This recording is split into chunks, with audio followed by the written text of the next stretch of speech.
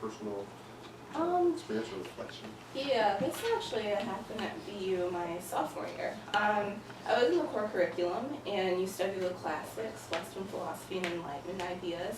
And I was really fascinated after the lecture on Nietzsche. And I go to my professor and I'm like, hey, like, how can I learn more about him? And he was trying to relate Nietzsche to me. And he was talking about the founder of the Crips and I had no idea who this guy was. So he had this really long conversation with me about it, and I was just nodding my head along because I had no idea what he was talking about. I was like, yeah, he founded the Crips, like, you know about that? I was like, I have no idea who that man is. and for me, it was, it's like, I'm from the South. I know how that game is played. Like, you don't see me as a student who's intellectually curious about something. You want to bring it down to my level and how I can relate to this. And you got it wrong, unfortunately. Very wrong. But I wonder how a student who actually did come from that kind of environment would have felt. And that's how I was able to put myself outside that situation. You know, there are students from at BU who come from really bad neighborhoods and who do know, like, the founders of the Crips and the Bloods, and they've seen family members be lost to that. So it's like when a white professor sees them in that same light, how would they feel in that type of environment? And it's just, it shows that lack of recognition is at the crux of a lot of the problems we have on this campus in general. And so, you know, and it sounds like he was very well intentioned. Yes, very well intentioned. But that's part of the problem, and you know, part of the practice of racecraft is to deny racist intentions, and therefore, you know, obviating the need to deal with racism because it was a joke, or it was you know, a well-intended gesture to try to relate to somebody. So, given that that is a practice of racecraft, how do we overcome the denials of racist intention to hold people accountable?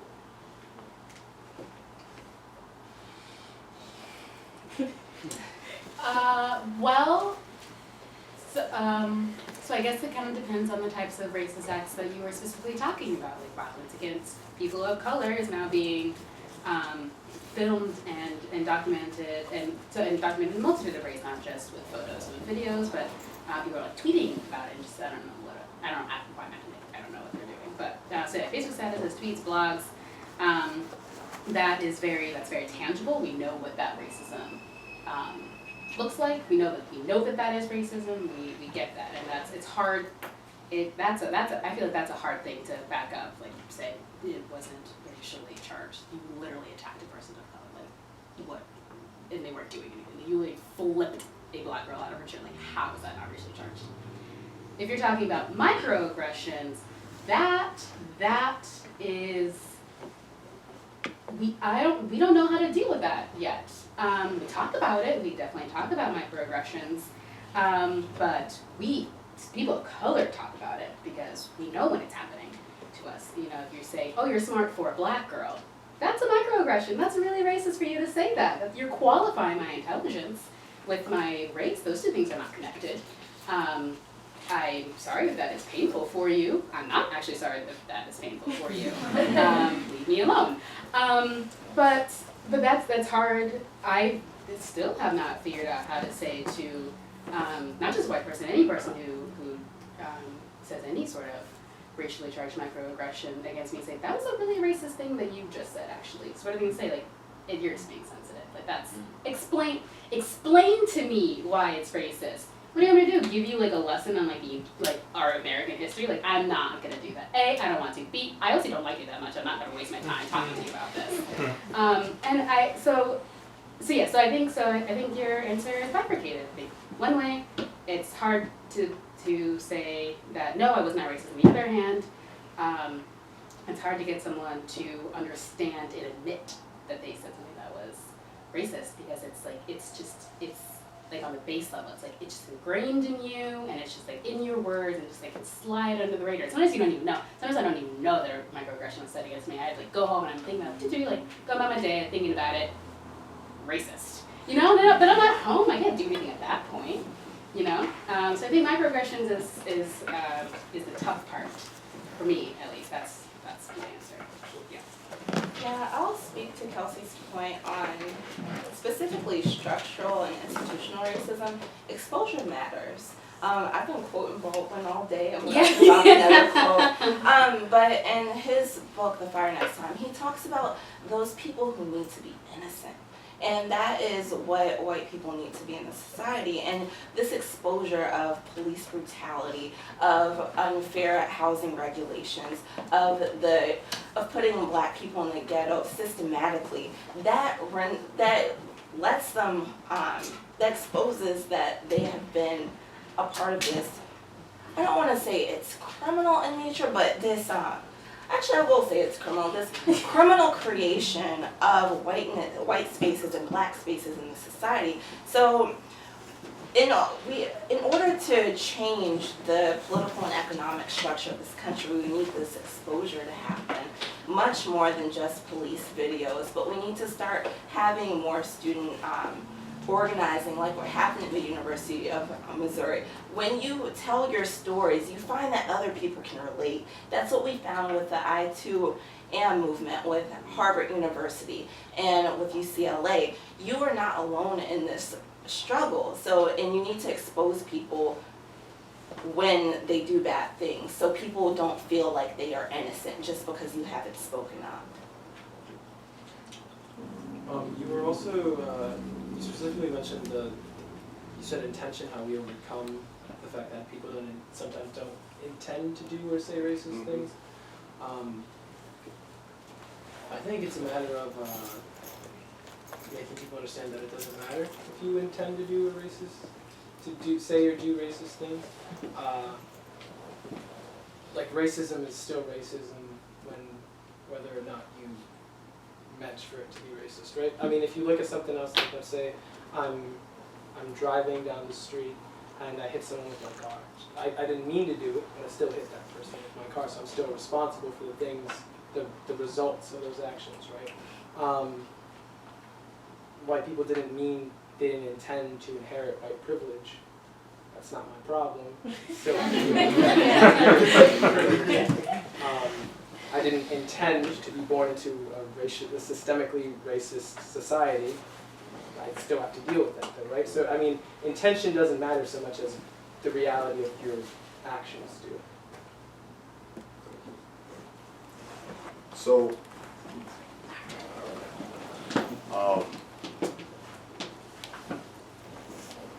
that is looked at some of the experience of people of color, and part of dealing with the understanding of race and racism is that there are these distinct groups of people, and we understand them almost monolithically.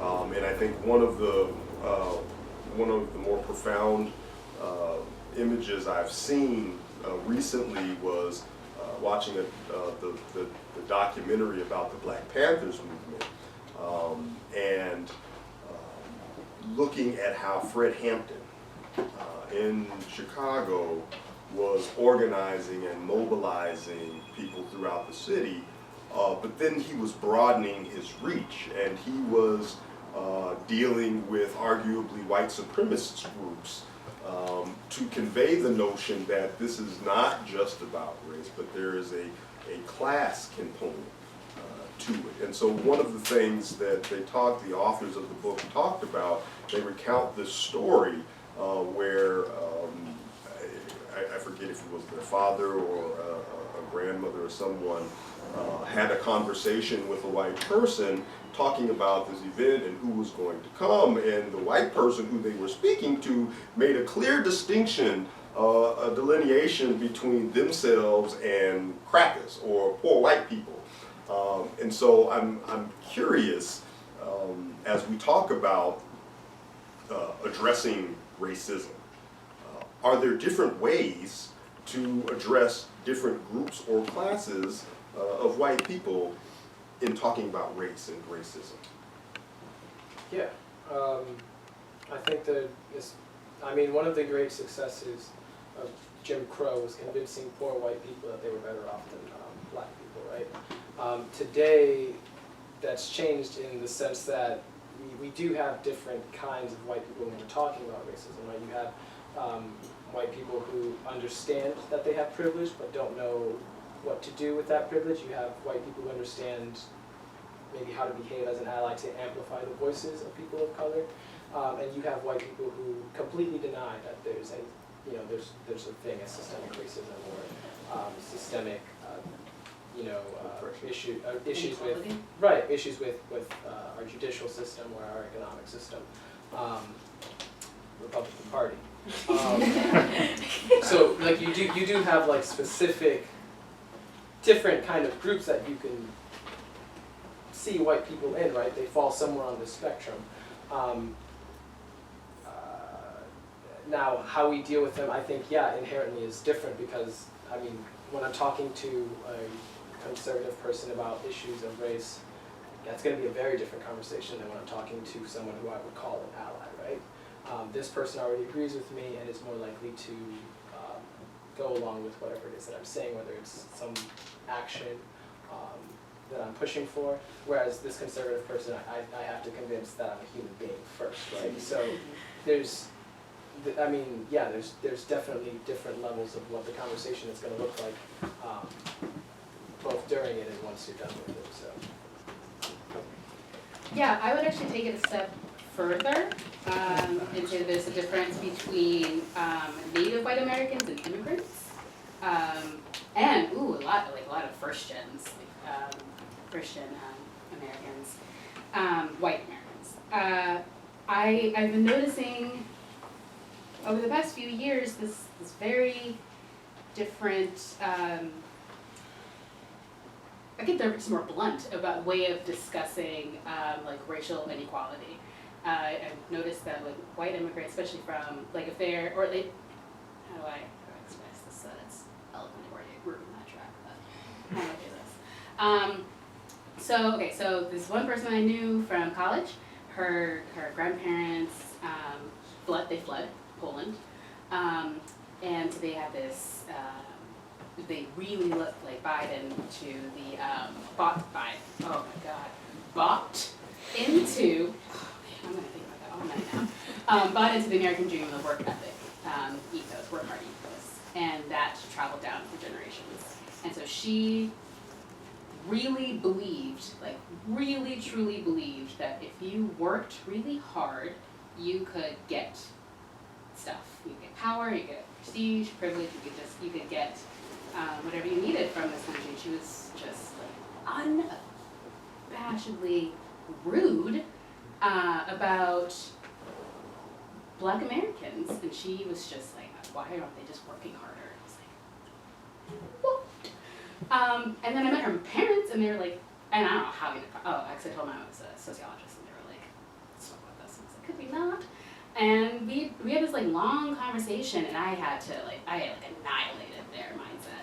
Their minds were blown. Like their parents messed them up when it came to thinking about Black Americans like not working harder. But like that conversation wouldn't happen. And I don't even know what went on. I guess they were just like in immigrant communities. But that wouldn't happen with the families who have been in this country for like ever and like get it, kind of, and who am I making any sense about and like who know not to say things like that, who know not to say, well, like I have all this power, I have all this privilege, I can't just say like work harder. That if you like come into this space and you don't get to this space and you're not half taught this racial inequality, am I making any sense? Like the historical racial inequality, then it's like whose job is it to teach you that? Like I did it for that one family. They probably think that I'm like nuts. I think I annihilated their mindset. Probably did. They probably like went back to thinking like, oh, she's just not working hard enough. So I'm literally at the same college as your daughter. But anyway, so I think so. I would go. Two more then like I would separate. So I would first do like immigrants and like native, and then I would go to his categories. Okay. I'm going to touch a little bit on Luis's point about how we begin to untangle what W.E. Du Bois coined like the racial bribe. that was given to white people, poor whites specifically. And how do we even go about convincing these people? They've lived amongst black people the most over the American historical trajectory. So, but they are the most antagonistic towards black people. So how do we get all of that together? That's a question that can be touched on later. But we're now at an era where this racial bribe has become dangerous because poor white people are now voting against their interests on a new scale that's just, it's radical. I mean, because they bought into it so much, they believe that they have the same chance of being wealthy as a middle-class white guy, or they can be the next Bill Gates. And it's because they're not black that they believe that. So it's like, how do you shake this racial bribe, which was not only economic, but also there was a very huge psychological component as well. You can't shake the psyche of these people, and that's what we have to do for organizing. I mean, with Fred Hampton, what he was able to do, even with what Martin Luther King was able to do, is get these cross-class coalitions together. I mean, I'm more pessimistic in my activism, but I don't see that as possible anymore because of the vitriol. And like Louise was saying, there are segments of this population that you have to start out by saying, I am a human being. Despite what you have been told for centuries, I am a human being. So how are we supposed to attack the root of all this, which is capitalism, without undoing the psychological damage of the racial bribe? So talk about that a little more, because we look at movements like Black Lives Matter in comparison to the movements that we saw in the 50s and 60s, and how people were galvanized and organized, and there were these cross-racial and cross-class collaborations in movements. Is that something that can happen now? Do you see the Black Lives Matter movement, as amorphous as that may be, best suited to do that work, or is there another group or individuals or other organizations that can do that? I have this conversation with one of my friends a lot. We talk about how Occupy and Black Lives Matter and these environmentalists and people who want to label GMO foods. Should we all get together and really start attacking the root of the problem, which is how capitalism has exploited all of our bodies now, not just black bodies anymore, but all of our bodies? We could move mountains. We could really do some good damage to this system. But we don't know how to communicate with each other anymore, because a lot of the people who are environmentalists and GMO activists, they come from certain segments of the population where they're completely segregated from police brutality, and they don't really understand that. They understand mass incarceration is bad, but they don't understand that the privatization of prisons is what's driving a lot of this. And so they want to attack Monsanto for GMO foods, but they don't realize that we all have a common enemy, and that's really, we have to start doing this racial bribe and stop segregating ourselves and intellectually. I think that's another problem, that we've started to go into our own little worlds of what we want to change in the world, and not looking at the larger picture of things. Can you repeat your question for me? Are there ways in which, let's say, the Black Lives Matter movement or some other organization can move us forward in this conversation around race, racism, and particularly in light of this notion of, we have perceived white people as this undifferentiated group? There's a fallacy there. Mm-hmm. How can these type of organizations like Black Lives Matter or some other organization or individual move people forward in a meaningful way? Towards, like, equality, I'm presuming, you mean? It can't do it by itself, certainly not. And I think about Black Lives Matter a lot. I want to say no. I'm going to say no. No.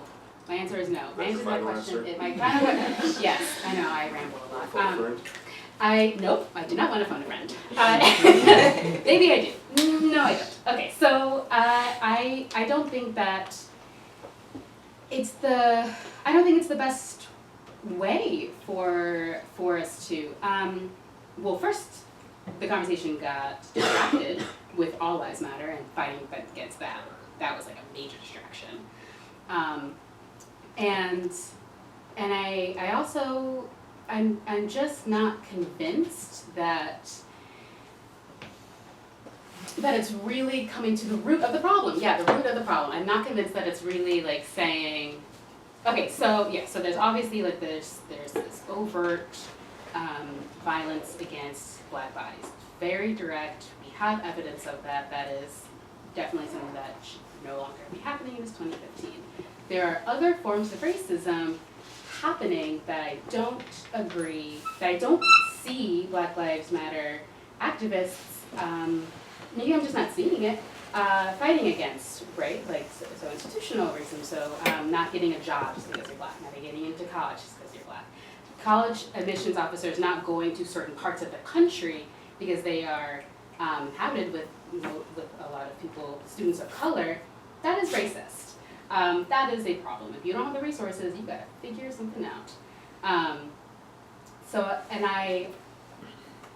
I'm just not convinced, and I have an open mind about it, I'm not convinced that Black Lives Matter, and perhaps there are other movements out there, I just also don't know of them, I'm not a social movement scholar or researcher. I'm just not convinced that it's really getting to the root of the problem, that it's looking at something other than direct physical violence against people of color, because there's so many other violent acts going on that just aren't physical. You just can't see them, and that's really hard. That's really, really hard to fight against. We don't know how. Like I said earlier, it's how do you even attack someone's psyche? Like, what do you do with that? And when it's millions of people, like, what are you gonna do with that? I'm actually going to combine both my answers. I think it's no, but I think that Black Lives Matter is it's a good starting point, but it's not the only thing that we can do. It's not going to be the end all be all. Yeah, I think Black Lives Matter, I mean, it started out by looking at police brutality because of what was going on in Ferguson, but it's starting to become a political force now. I mean, Bernie Sanders had to write a racial justice platform because of what this movement called him out on, is that you're not going to get our votes this easily. Like, just in case you become the Democratic nominee, you need to still be looking out for Black people. And I thought that was very powerful. It wasn't just about police brutality, it was also an economic plan. So it's still relatively new, but I think they are trying to push forward and looking at the root of the problem. I think that we just need to combine forces with other groups in order to start looking at the larger scope of the problem. Like, while Black jobs matter, how is it that the unemployment rate is at 5% now, but you have millions of people working part-time jobs and who can barely pay their rent? Like, we need more people to start questioning the system. So I think you made an excellent point earlier when you brought up like Occupy Wall Street, because a lot of Occupy Wall Street has, turned into the Bernie Sanders movement, right? And then you have at the same time the other largest, most relevant movement has been the Black Lives Matter movement over the last few years. I think that the interest of the two align in a lot of ways that perhaps isn't apparent to each group. I think a lot of people in the Bernie Sanders camp are concerned with respectability politics, and you can't come in here and shout over him, you can't come in here and drown him out when he's fighting for the same things you are, and I'm talking about Bernie Sanders when I say he. But the fact of the matter is, while he is fighting for economic justice, and I am a Bernie Sanders supporter, like anyone who knows me knows that I'm a Bernie Sanders supporter, but I think why we needed Black Lives Matter to step up and shout him out and force him to say Black Lives Matter, to force him to address and release that documentation that he would have a plan to address the systemic injustices against Black people, is because he wouldn't have said it. He would have thought that, okay, I'm addressing the economic issues that harm the Black community, so therefore I'm addressing the issues that they care about, right? But I don't think that would have covered the, judicial, basically malpractice that's been going on for the last, 30, 40 years in this country. If you go back further to, times of racism, these issues aren't just an economic thing. They're the fact that Black people don't have, access to healthcare when there's, hospitals that are literally on the other side of town, and you don't have enough doctors to cater to that community, and you don't have members of the Black community in the police forces. I think these are things that he wouldn't have thought of and wouldn't have addressed hadn't he been forced to. And I think both of these, major movements, if they were able to work together, could do so much more. But I think there's definitely a back and forth that, is a good thing now. But yeah, I would say that if different groups were working together, you see a lot more being done, because there are common interests. And so some of these core issues that Black community is suffering from are arguably things that society should be addressing, and the collective wealth and resources of this country through its government could implement policy changes that would significantly transform the lives of people in communities of color, particularly Black and Latino communities. And so people speak with great affinity about other nations like the Netherlands and their social service structure and social support structures that exist, but upon kind of a cursory glance, they are very homogeneous communities. And so part of the practice of racecraft is denying social support to some of the most vulnerable because of the construct of race. We have the image of the welfare queen being perpetuated, or the fear-mongering that goes along with Willie Horton. And so there's this resistance to giving more to those because they haven't worked hard enough. Do you all see, as we talk about movements coming together to make change, do you all foresee a time or an opportunity to address that resistance that society has about providing for others because of how racecraft has perpetuated these images that make people want to say, we don't want to give our tax dollars to the welfare queens. Yeah, So, sure. Today, one of the biggest rallying cries for Republicans is lower taxes, because you don't want your taxes to go towards things like food stamp or like subsidized healthcare or subsidized housing. When that comes out to, I don't know, maybe 15% of our federal budget. I'm not sure what the exact number is, but it's negligible compared to what we spent on the military, right? We have no problem funding the lives, and I'm not knocking soldiers, I have like military family, but we have no problem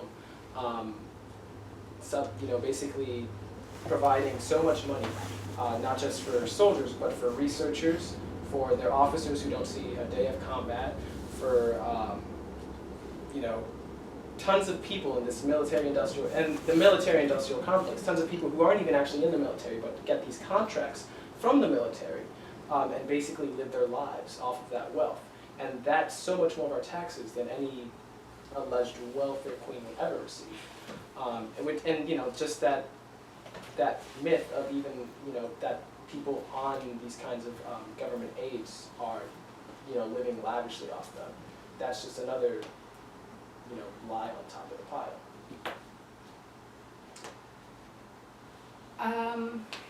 I think that So I feel like one of the things you were touching on, Elise, is that we've associated being poor with being black, that they are somehow magically one and the same, and that was not an accident.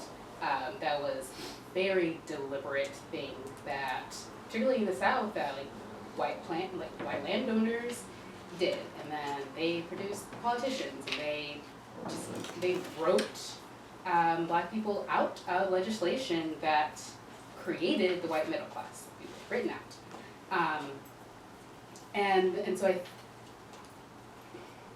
so with spending, so your questions on spending for public service programs, correct? So I feel like what has to happen, and I'm not confident that it will happen, is you have to get poor white Americans on that train. They have to want it. As soon as they start saying, I want food stamps, and the fact that you're not giving them to me is a major problem, magically welfare is going to become well-funded. Education will start being better funded, right? Because these things are frequently connected. So I mean, yes, I think that's two things. So if we can get poor white Americans to admit that they're poor, let's start there. They have to admit that they are poor, and they're not mobilizing anywhere. That's just not happening. Nope. So you got to get them on that train, and you also, while you're doing that, you have to dissociate this very deep connection we have with being destitute and being of black descent. Being of African descent. Once we separate that thing out, and once we get white people on the train of poor white people on the train of public service programs, man, they're gonna be so well funded. I cannot wait till that happens, and it's never going to, because they just don't think they're poor. Everyone thinks that they're middle class. Nope. Right? So we have to construct a middle class is, construct a poor is, stop assuming that all poor people are black. Yeah, I think there's something also, the strain of neoliberalist thought, this idea that there is no society, just individuals and families, that's also permeated our psyche and how we relate to social policy, especially in the 21st century. Because you saw a lot of the demonization of these great society programs that actually included black people into the social safety net for the first time, being demonized the most under Reagan, and that when neoliberalism came into fruition. So it's you have to simultaneously attack the Republican Party. This new Republican Party was built off of racism and the Southern strategy. And you also have to attack this global economic system that gives you the idea that the government is not supposed to be there for you. You're supposed to make it on your own. And it's having catastrophic results for not only black people, and there was a report that came out last week that white people are starting to die younger because they don't have the same social safety nets, and they also are facing higher rates of suicide because of the lack of community as well. So this is actually hurting all of us, but the Republicans have capitalized on racism as a trope to take away everything for everyone else and give it away to the elite. So we have to wake up and realize that there are two systems that we're fighting right now, and neoliberalism is actually more infectious now because everyone's buying into it. I mean, you have black people who are willing to call out racism when it exists, and now you have an increasing amount of white people who are willing to call out racism.